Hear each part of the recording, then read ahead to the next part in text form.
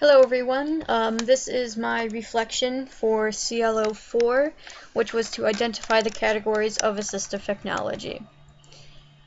And this presentation kind of breaks it down into a general overview and then the specific categories, and from there I have links for everyone.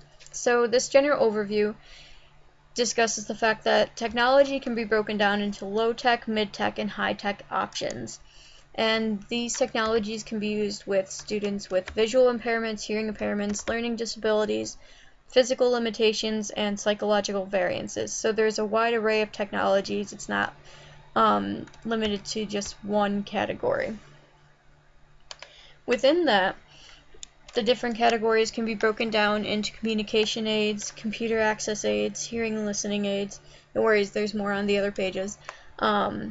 But what I did with these, I took it a step further from just identifying the different categories. I've also linked up, I've linked up each of the main bullets with a website that provides more information about the different technologies. So if you are curious, you can just click on it and it would take you to an informational website.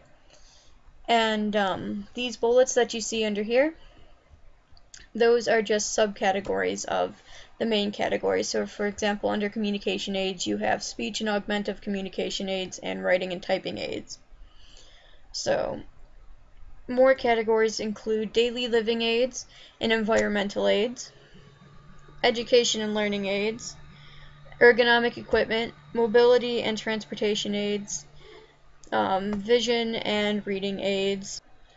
Then after that we have prosthetics and orthotics, seating and positioning aids, recreation and leisure aids, and general services. Now in this artifact I've also included the WATI Assistive Technology Checklist.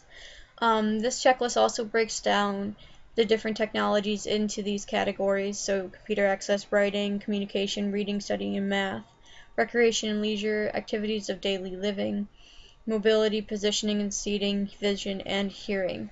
And from there it gets more specific with the technologies. This is a really good starting point to identifying the different technologies that a student might need to use. So both of these artifacts combined, I think, meet the course learning outcome for this. With the categories, go back to the beginning there. With the different categories, I based the general category information on information gathered from rehabtool.com. But from there, I linked each one to a different website. So in linking up the categories with the resources, it definitely, demonstrates the CLO for this task. And as a teacher, it's important to have a variety of resources at your disposal. And regardless of your content area, you will most likely at some point have a student that is using assistive technology in your classroom. So for my own future practice, as well as I hope maybe others, hopefully this will be able to benefit other people down the line, I figure at least having a basic list of resources for each of the categories is a good starting point. I will have to learn more, obviously, about the various assistive technology. It's something that you can't just learn once about and stop. There's technologies developing every day, so it's important to keep up to date on that. And I want to be a good advocate for my students, and I can't adequately do that if I don't have at least a background of where to maybe get information about the different AT available for my students. So either the WATI Assistive Technology checklist could be a good starting point, or my own links that I have connected up with this presentation.